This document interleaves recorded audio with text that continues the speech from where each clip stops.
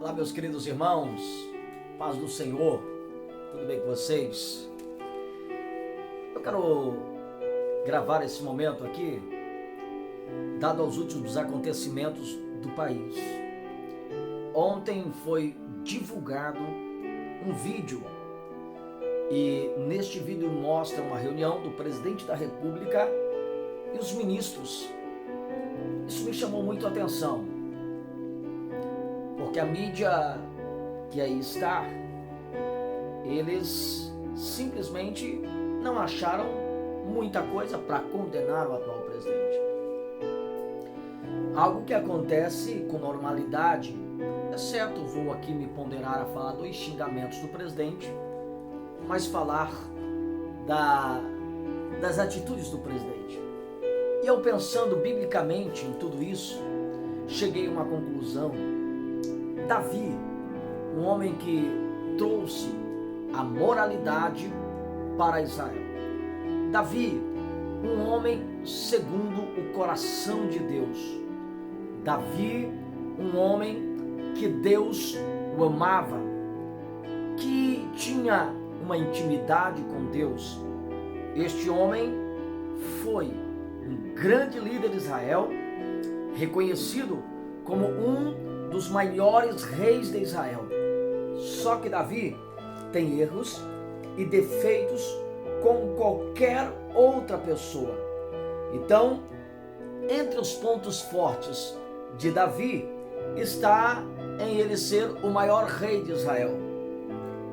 É antepassado de Jesus Cristo, está na genealogia messiânica. Jesus sempre fez referência a Davi, dado a sua biografia e o seu respeito em Israel. Citado na galeria dos heróis da fé, Hebreus capítulo 1 e versículo 1, descrito por Deus um homem segundo o seu coração. Mas esse mesmo homem, que Deus o descreve como um homem segundo o seu coração, teve erros e fracassos também, ou fraquezas e erros. E entre as fraquezas e erros desse homem está o adultério com Batseba, planejou o assassinato de Urias. Ele ao mesmo tempo desobedeceu a Deus ao realizar a contagem do povo, que não era para contar, mas ele contou o povo, realizou a contagem do povo, e ao mesmo tempo não lidou decisivamente com os pecados dos filhos. Os filhos pecavam e ele não soube lidar com esses pecados dos filhos. Certo é que por suas transgressões, Davi pagou um preço muito alto. A diferença de Davi é que Davi era coerente. Ele não transferia as suas responsabilidades para outras pessoas. Ele mesmo era quem assumia os seus erros, era quem assumia os seus defeitos. Olha só, quando Natã o confrontou, falando dos seus erros, falando dos seus pecados, Natã disse a ele: olha, rei Davi, eu quero contar uma parábola para o senhor. E vai contar uma história para ele de um homem que tinha muitas ovelhas, mas outro só tinha uma ovelha, um pobre homem que só tinha uma ovelha. E um dia chegou um viajante na casa daquele homem que tinha muitas ovelhas. E aquele homem que tinha muitas ovelhas foi até aquele um que só tinha um e tomou a única ovelha que ele tinha.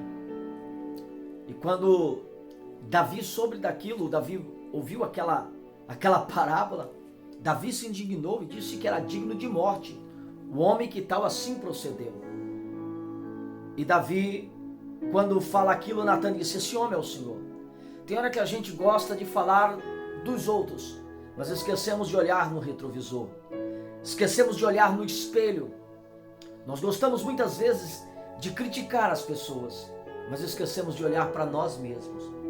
Somos pessoas, homens, sujeitos a fraquezas, a erros, a defeitos, assim como qualquer outra pessoa está sujeito a erros e a defeitos. E eu continuo aqui, queridos irmãos, dizendo o seguinte: só que uma coisa me chama a atenção no homem segundo o coração de Deus, é que Davi, ele teve a coragem, ele teve a audácia de assumir os seus erros, de assumir o seu pecado, de dizer: fui eu quem pequei, e agora, ele assume, ele não transfere mais a sua responsabilidade dos seus pecados, quando Natã, o profeta de Deus, o notifica do seu erro.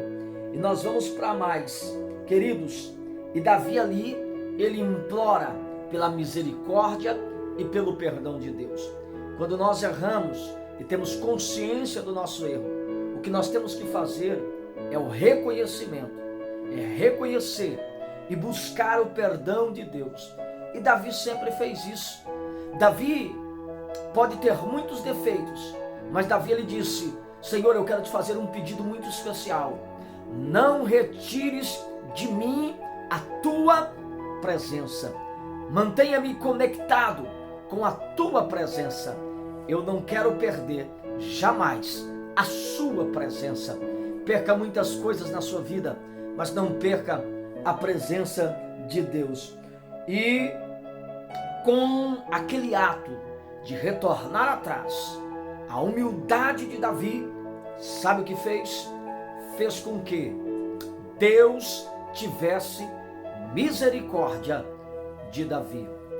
O atual cenário mostra para nós um presidente que, de fato, rude nas palavras, às vezes duro na forma de falar, mas ao mesmo tempo vejo nesse atual governo e nesse atual presidente um homem com um coração quebrantado, capaz de dizer quando erra, capaz de se humilhar debaixo da mão de Deus e de pronunciar e dizer que o Brasil está acima de todos, mas que Deus está acima de tudo.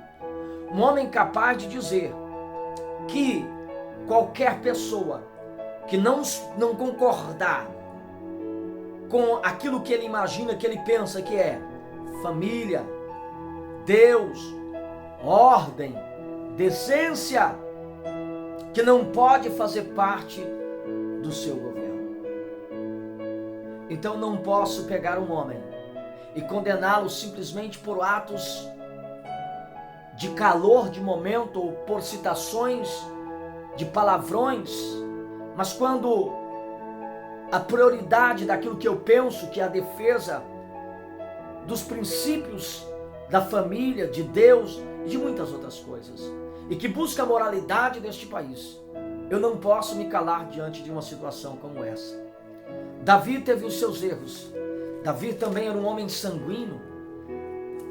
Davi, inclusive, Davi não chega a construir o templo, porque Deus não permite a construção do templo por parte de Davi. Deus não permite porque Davi fora pesado, matou muita gente, era um homem sanguinário, um homem de guerra. Mas foi no tempo de Davi que houve um levantamento do ministério levítico, do ministério de louvor. Foi no tempo de Davi que foram feitas as maiores reformas religiosas em Israel. Foi no tempo de Davi que foi trago a Arca da Aliança de volta para Jerusalém. Davi foi quem disse: precisamos buscar, precisamos trazer de volta a Arca da Aliança. Ô querido, aprenda uma coisa. Se alguém, a oposição de Davi poderia dizer: esse rei, ele mata muito, esse rei cometeu isso, cometeu aquilo, esse rei é isso, aquilo. A oposição de Davi poderia apresentar os seus defeitos, mas enquanto a oposição apresentava os seus defeitos, Deus via as qualidades de Davi. E existem qualidades em nós que o homem não vê. Existe qualidade em nós que aqueles que querem o nosso mal nunca vão enxergar. Simplesmente enxergarão os nossos defeitos. Existem qualidades que só Deus vê, e só Deus enxerga em nós. É isso que eu quero deixar para você neste dia. Que Deus abençoe a sua vida. Saiba que não importa o que os outros interpretam. Saiba que não importa o que os outros pensam. O mais importante é o que Deus pensa ao seu respeito. E assim diz o Senhor: eu tenho pensamento a vosso respeito, pensamento de paz e não de morte, pensamento de vida, pensamento de esperança, pensamento de paz. Deus abençoe você, Deus abençoe a sua vida, Deus abençoe a sua casa, em nome de Jesus.